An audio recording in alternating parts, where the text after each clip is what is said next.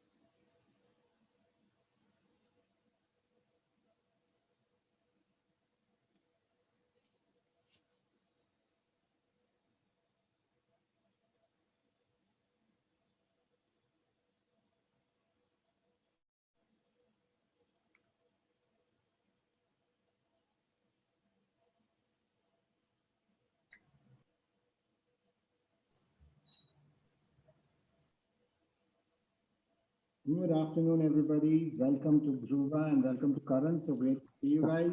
Good afternoon, Neeraj. Good afternoon. Welcome to both of you. Welcome to Devesh. I can see that we have a full house. I apologize for the delay. I just wanted to have a cup of tea. And the last session was a little bit delayed.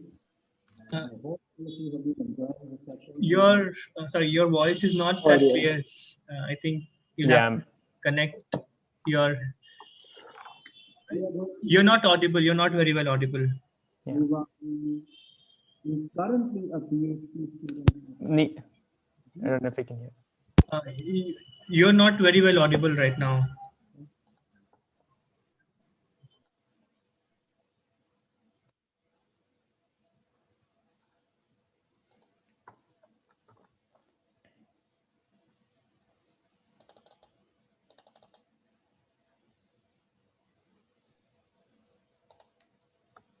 All right, is that better? Can you hear me now? Perfect. That's a lot better, yeah. Super. Hi, So Neeraj. did you hear any of what I just said moments back? It was Not quite even 10%. muffled. Yeah. All right, so good afternoon, everybody. Let me begin from the top again. My name is Neeraj Mandhana. I'm the founder of the Next Genius Scholarship Program and the Next Genius Webinars. I want to officially welcome Dhruva Bhat and Karan Ramrakhani to this session. This is not a formal session. This is a very informal, fun session. I hope to have one. The last couple of sessions have been a little bit serious with, test prep tutors and counselors coming on board, sharing their pearls of wisdom, talking about what to do, what not to do. I know it's a different story when you hear it from another student, right? When your teacher tells you to be quiet, you don't listen to it so much. But when your friend tells you to be quiet, you actually shut up, right? So I hope to replicate that that mindset in this workshop. Thank you to Devesh for putting this together and for answering any questions that keep popping up in this workshop. So by way of introduction, Dhruva is currently a PhD student at Oxford University, and he's currently based in Oxford. So welcome, Dhruva, as evident by your so Oxbridge-looking room behind you. You're seeing one painting on this side, but you're not seeing the two paintings on that side, because to be a true Oxford room, you need to have at least 3 paintings. Super. Yeah. That's one less than Cambridge, I suppose. Yeah. And then we have Karan Ramrakhani. Welcome, Karan. I see you rocking the USC t-shirt. I had to. Yeah. So, I just realized watching both of you guys that I have such an interesting connection to both of you, not just as a counselor and as a student, but because I am supposed to be hating Oxford as well as USC, because I'm an alumni of UCLA and Cambridge, you know. That's true. That's just a fun side point for everybody. So Neeraj, you're really getting yourself into dangerous territory. So Karan and I are meant to now team up. Yeah. You know, bring on a Trojan and a oxen or whatever you guys call yourself. One of me is enough for both of you, I think. So jokes apart, right? So I know that the SAT, first of all, did you guys both take the SAT or did anybody do the ACT? I took both of them. So like I took the SAT and the ACT. Okay. And Dhruva?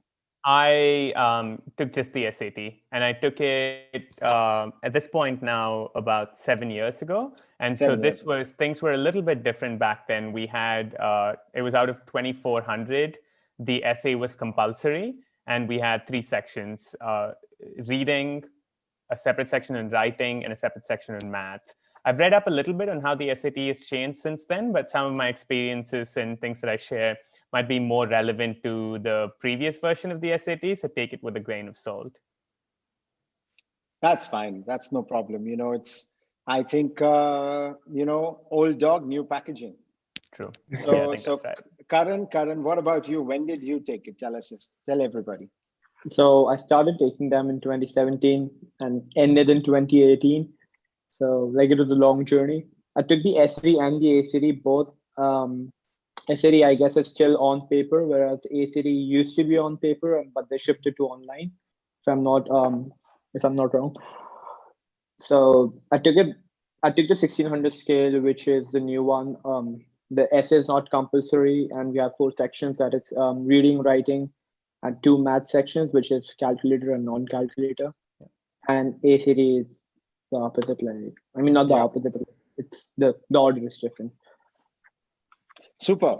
And maybe you guys can give the audience a little bit about your background, you know, what schools you guys went to and how you approach your test prep, etc. You know, did you work with tutors? Did you do it yourself? And just spill the dirt, you know, tell us how you did it. Incredible. I can kick us off because I'll have many more years to cover compared to Karan. But I studied at a CBSE school in Chennai, PS Senior Secondary School in Mylapore, for all the way through from kindergarten till the 12th grade. So 15 years at that school. I studied commerce in the 11th and 12th grade. So my subjects were business studies, economics, accountancy, English, and maths. And the reason I applied abroad was because I had done a lot of competitive debating as a student, and I had represented India at the World Schools Debating Championships. And that's when I realized that I was really interested in the social sciences. That's also when I realized it was possible to apply abroad and started meeting people who were going to universities in other countries and talking to them about the process.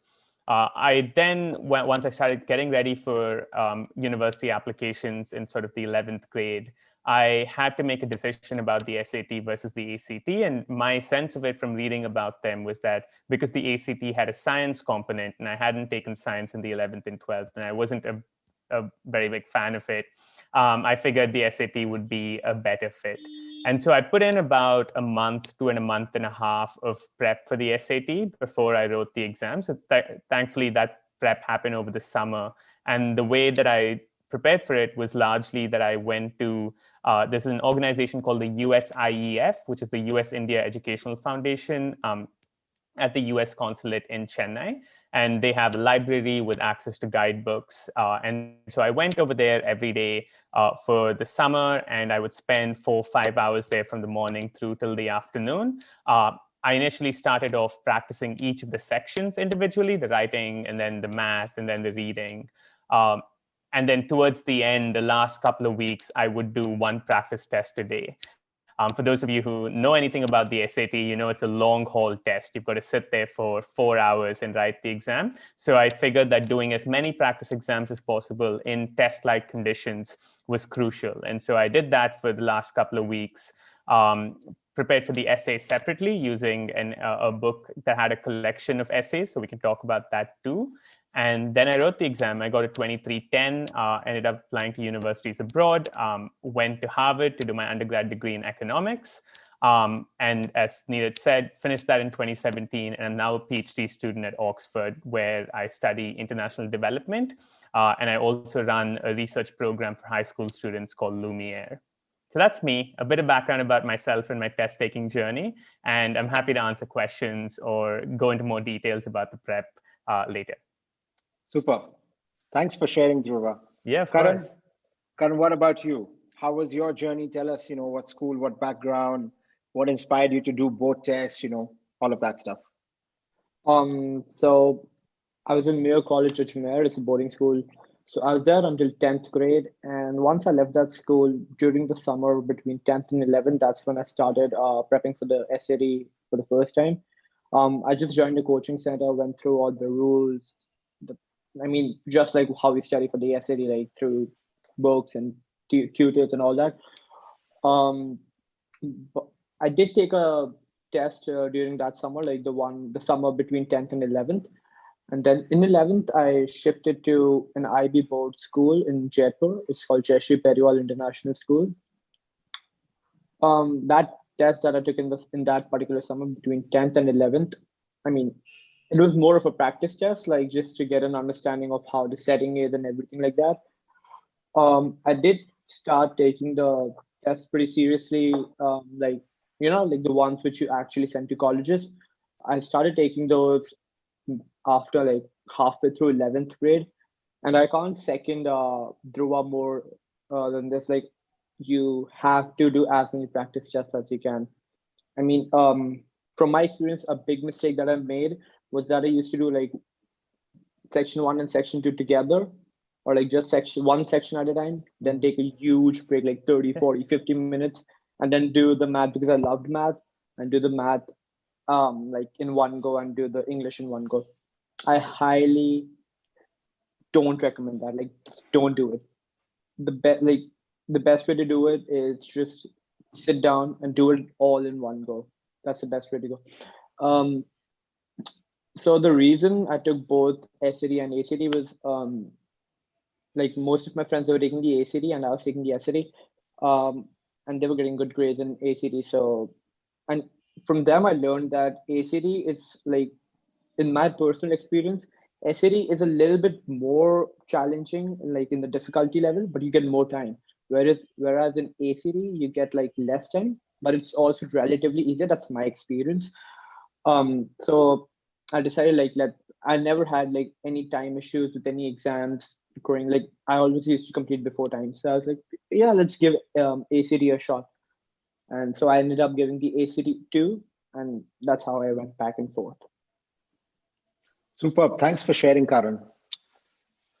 Dhruva, did you just do the one attempt of the SAT, or did you do multiple attempts?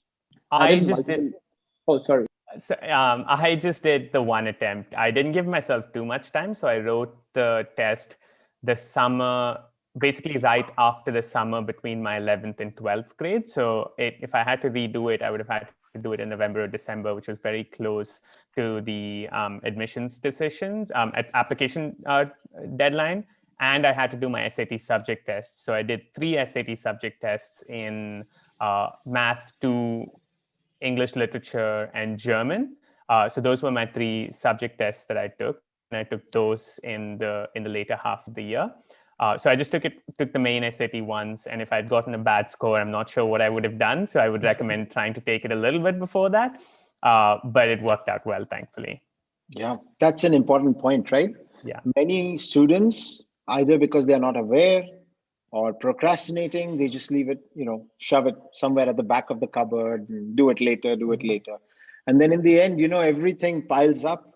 And then there's that one straw that breaks the camel's back, and that's not a good idea. So thanks for sharing that. I think, that's a very important point for the audience to hear. Now, if you could go back to that age, that 17-year-old Dhruva, what advice would you give him? Do's and don't do's, what sort of things come to your mind? Yeah. In the context of the SAT. Yeah. I would say work out and get some exercise. No, I'm kidding. In the context of the SAT, I think what I did worked for me because I study best in one extended spurt where I just commit myself fully to something and do that day after day in the run up to an exam. Other people, that might not work. And so if you're the kind of person who needs a longer period of time to study, who can't focus for extended periods of time, or needs to work up to focus, I would say don't do what I did and just start working on it the month before the exam, and give yourself a couple of months where you can start off in smaller chunks and prepare for it. But I think what I did worked well for me. I did both what Karan was recommending. So I started off by saying, okay, the first week I'll focus on the writing section. The second week I'll focus on the reading, and then I'll focus on the math, and then I'll do practice tests. And so that allowed me to initially just get really deep into each of those sections and realize the types of questions that started coming up, the common techniques that we could use for answering them, and creating a little bank of such tips that I could have. So I would make note of any word that I came across that I didn't understand in a little book, and so that I could revise all of those words together at the end so that I was familiar with them when the exam came. There were some concepts in math in particular that I assume US high schools, American high schools teach their students and do a very good job of teaching them. For us, our math curriculum was in some ways way more advanced than what the SAT was teaching, but that still didn't mean that I knew everything that was in there. And there were some tips, some tricks, some formulae that you could use that I just wasn't familiar with. And so spending a week on that section and really just doing problem after problem in that section helped me understand what those were and make a note of them and learn them. And if I really didn't understand one of them, I would then go on like Khan Academy and watch the video and learn how to do that particular concept. So I think breaking it up into sections early on, really becoming an expert in those sections and seeing what types of questions come up and creating a bank for me to go back to later. And then doing the practice tests for a couple of weeks at the end, day after day, really did help me. And I guess the things that I would change were, looking back, it is a bit crazy that I just gave up a month of my summer to do nothing but this. And maybe it would have made sense to do it over a longer period of time, as well as to give myself, time for exercise and other things that I need to be living a balanced life. I would also have taken the SAT exam early so that I give myself more time to write it. Yeah, so I think those were the big things. The final tip that I think I had for the essay part of it was, and we can talk about the essay part of it in greater detail later, but reading through lots of successful essays was really useful for me. So there are books available online with just collections of SAT essays that have worked out well. And I got one of those and read through them and thought about what worked and what didn't. Because once again, we had to write essays in school, obviously, but that's not quite what the SAT is expecting. And the SAT has a very clear idea of its structure and the ideas that are required in it. And reading successful essays was a really good way of developing my ability to answer those essays. Very useful, Dhruva. Thank you so much. So I always tell my regular Joe student, give yourself 100 days, right? Obviously, it varies from person to person. But as a general rule, I always tell students, give yourself 3 months, give yourself 100 days. That should be sufficient to get you up and going. And don't leave it right till the end, right? Yeah.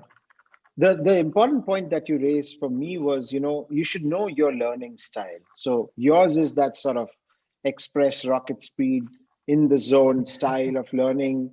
And that definitely works for some people. And it definitely does not work for other people. So as a student, who's in the audience, I would say carefully reflect on how you learn best, what style, what time, what place works best for you, and then try to optimize that style, right? Super, very useful tips, Dhruva. Thank you so much. Of course. Karan, any advice that you would give a younger Karan Ramrakhani, 17 years old? So considering the SAT and the ACT part of my college applying journey, I would highly recommend taking it as soon as you can. And because not only because you'll have time for more attempts, but if you leave it at the very end, you won't have time for co-curricular activities, or you have to work on your essays. I mean, you'll just be focused on SAT and ACT. a lot of people think that, okay, I'll be able to manage it, but that is very wrong because they take a huge amount of time. You have to take, like, I strongly recommend taking it probably by end of like take it by 11th, halfway through 11. If not that, if you have to take another attempt, try to get it done before 12th grade, because once 12th grade starts, you have to study a lot, like for your board exams and everything. If you're an IB student, you have extended essays, IEAs, all kinds of things going on, and then you're applying to colleges, so you have to focus on essays. I mean, there are a lot of things. So take it, so just get done with it. And another advantage clearly is that, like, if you don't get a good score, you have more attempts left.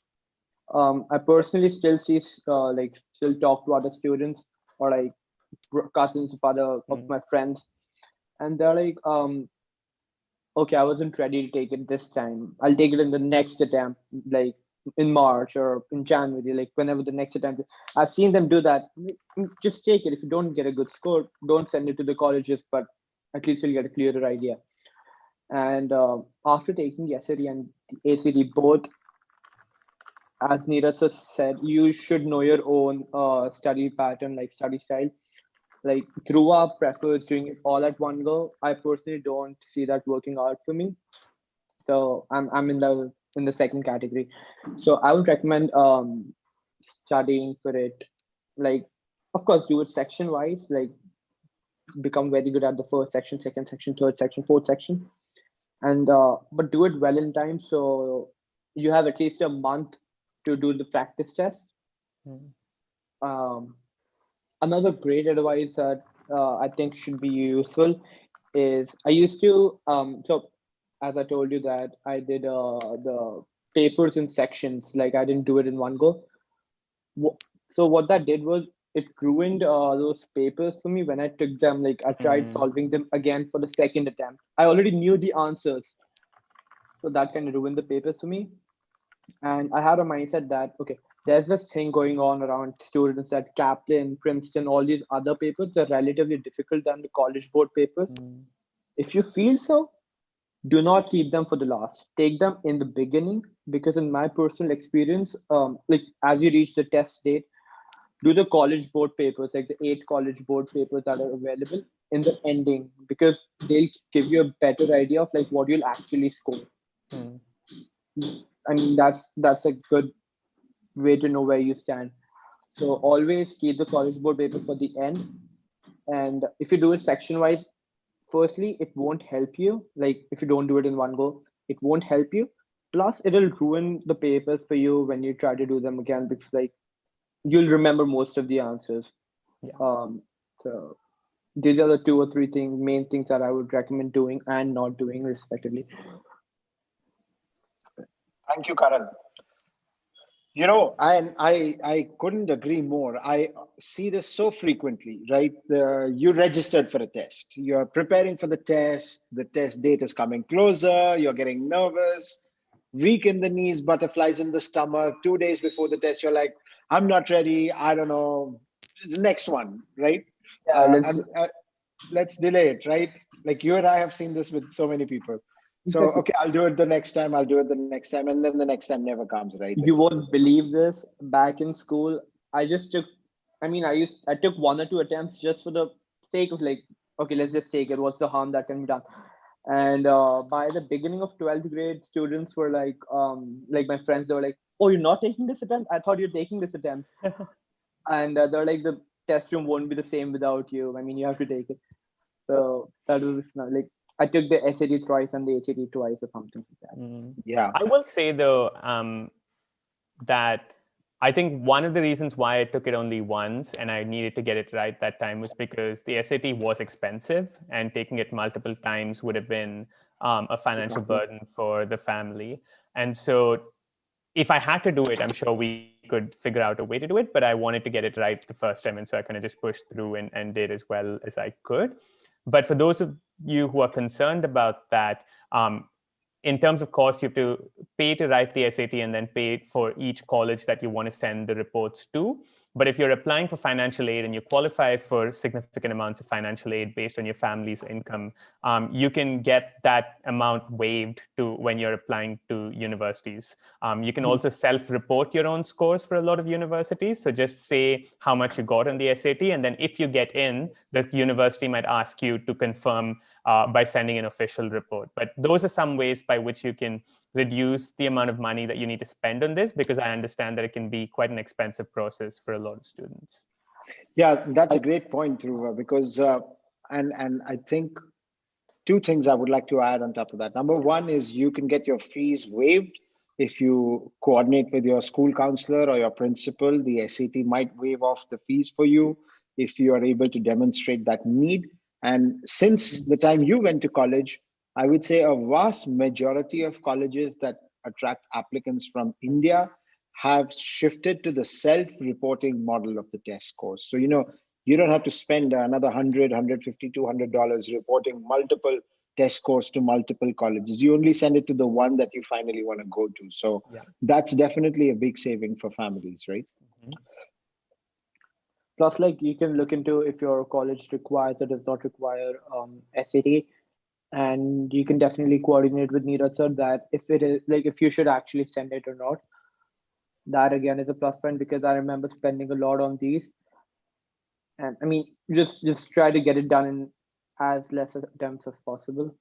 Yeah, and again, since the time that both of you have gone to college, the SAT test optional movement has picked up pace. And increasingly, I see in the last 2 to 3 years, more and more colleges joining the test optional bandwagon. Now, at the face of it, when you hear the word test optional, you automatically assume that this college does not need it. But I would strongly suggest students to go into the fine print and look at the college, look at themselves, how they fit in, what major, are they applying for scholarships, are they applying as an international student? And very soon they will realize that test optional is a very fuzzy word, right? It means different things in different institutions.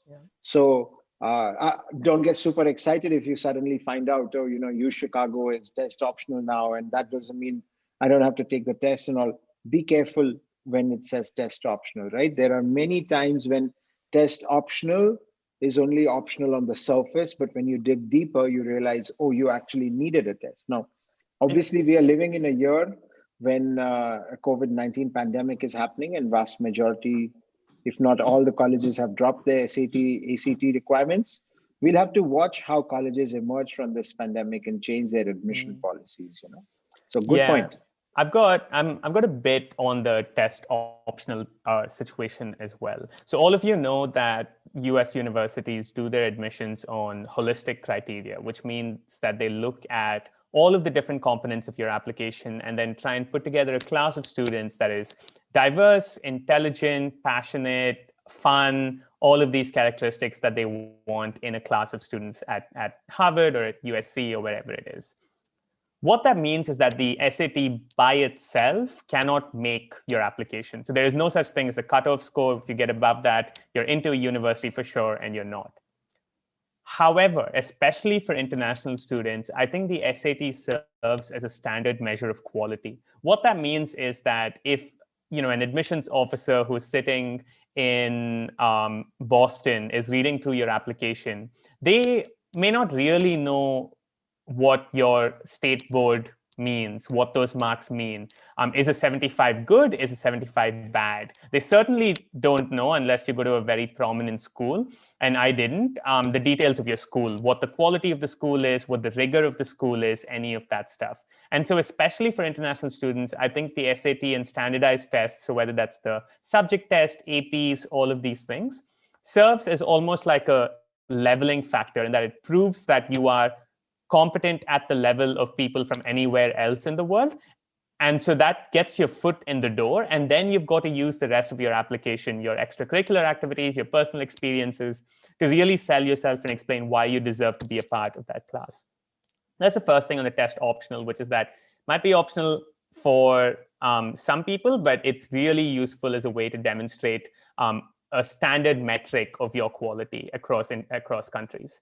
The second thing is, even though American universities are making it test optional, as we'll be talking about later in the SAT Prep Festival that Neeraj is organizing, there are a lot of Indian universities and universities in other countries that are starting to use the SAT as a way of admission. And once again, they don't require it necessarily, but there are universities like Ashoka in India, I think universities in Singapore as well, which will let you apply to their university with the SAT score even before you've got your board exam marks. So taking the SAT, even though it might be optional for American universities, could help you get into other universities as well. So those are a couple of reasons as to why, even though it's test optional, it still makes sense to take it.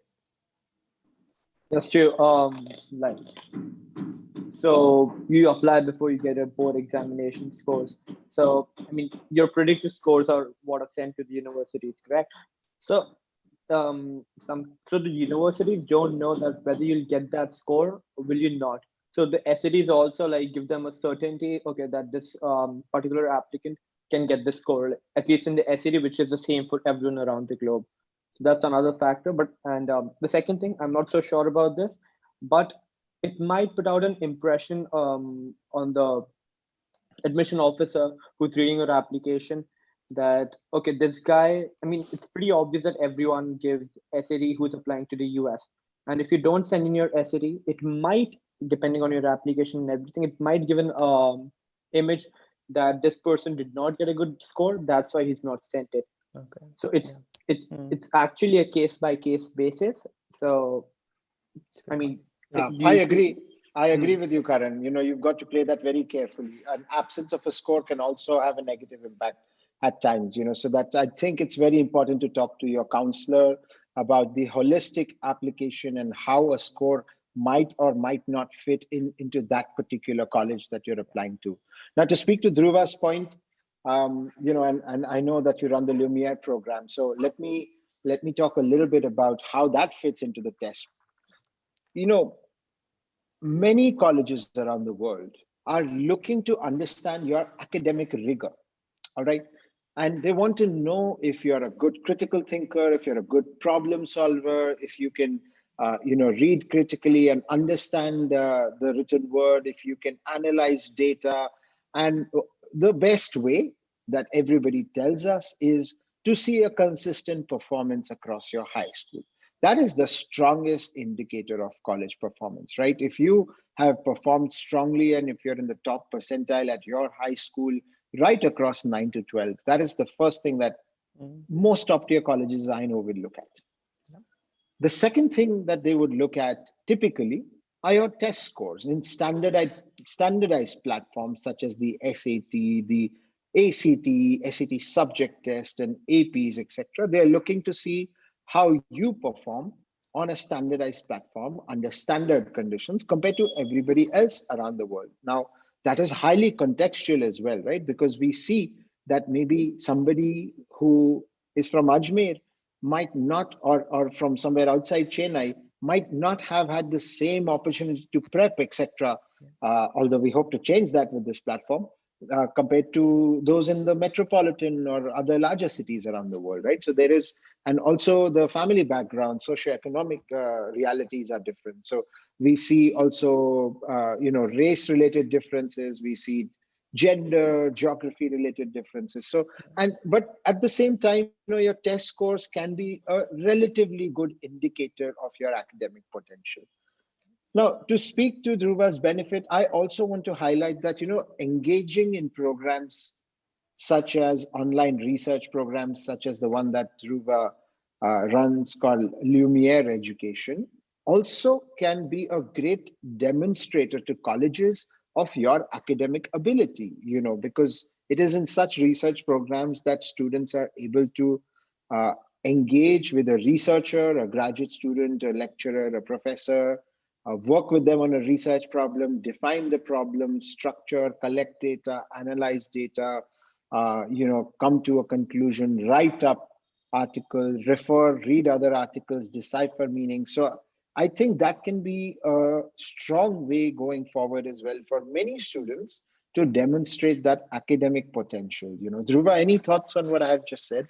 Yeah, Neeraj, I think that's a great way of putting it, which is that any application needs both the academic component and the extracurricular component. And then there are some activities that you can do that straddle both of them, and which you can use to demonstrate your expertise in one or the other. Research is one of those which can do both. So if you've got an academic background that you want to firm up and demonstrate your both your expertise that you already have and the potential and the readiness that you have, research is a good way of demonstrating that. On the other hand, if you've got strong academics already and you want to firm up your extracurricular activities and the things you do outside of school, you've got a lot of options ranging from debating and music, extra jobs that you hold outside of school. Anything at all that you do outside of school could be an extracurricular activity that you talk about. And I encourage you to be really imaginative about how you think about these things, because taking care of your siblings at home could be an extracurricular activity. Helping support your family could be an extracurricular activity.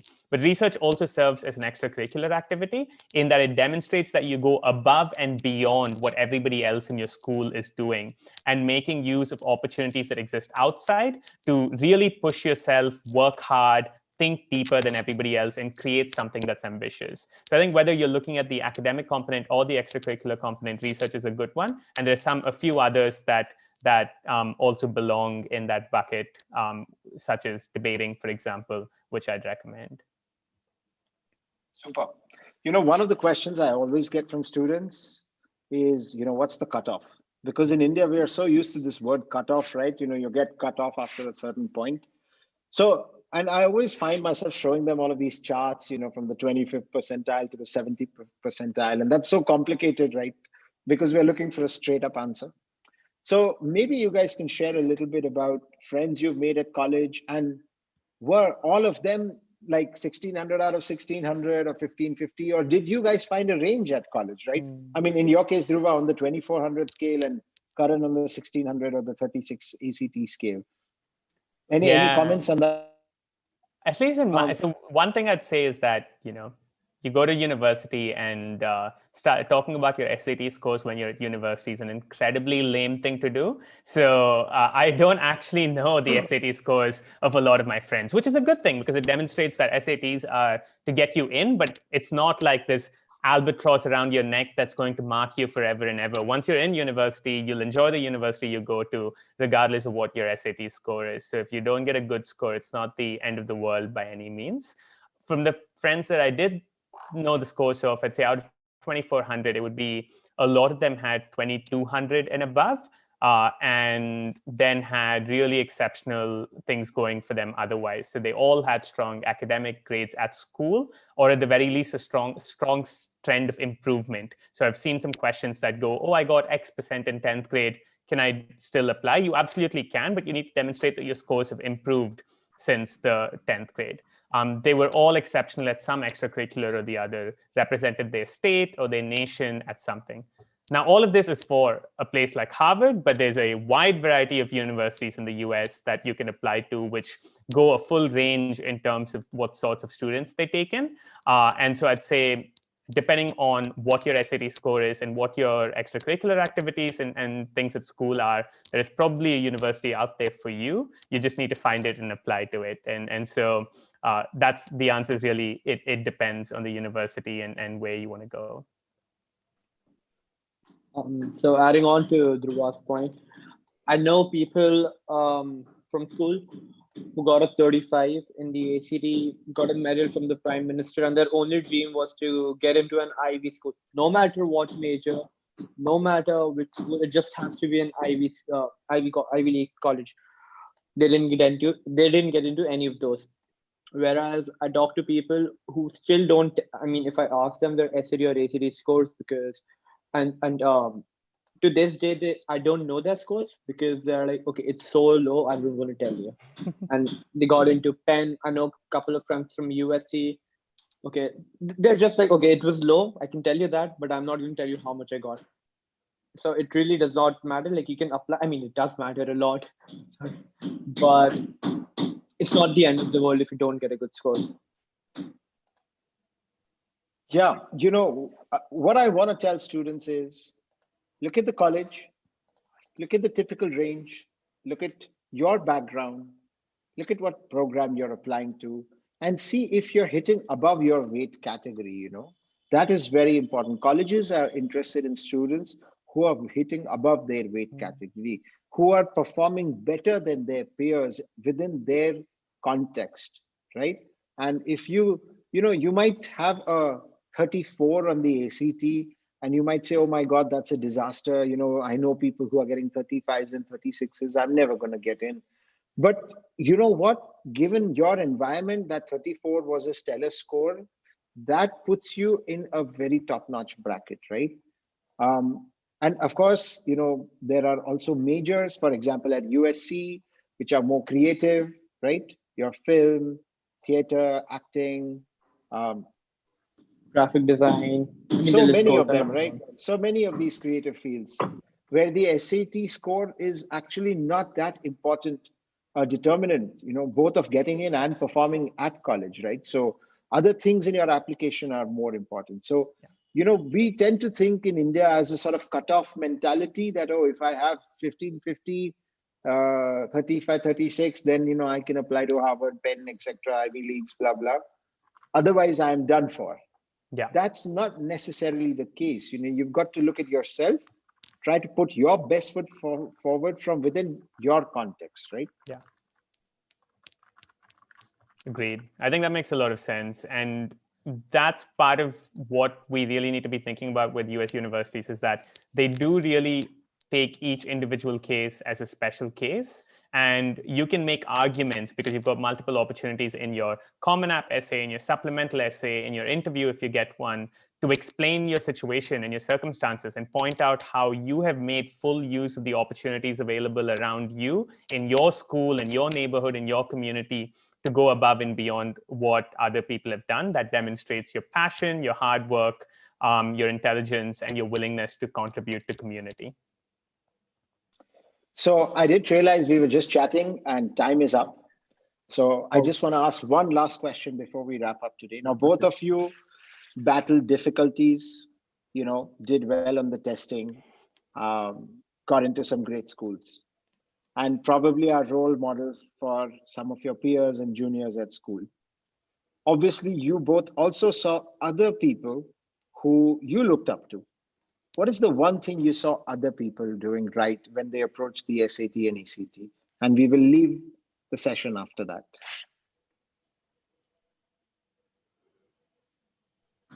I was talking to back in school. I was talking to one of the seniors who got a good score, and what he told me was, okay, so my school used to hold sessions.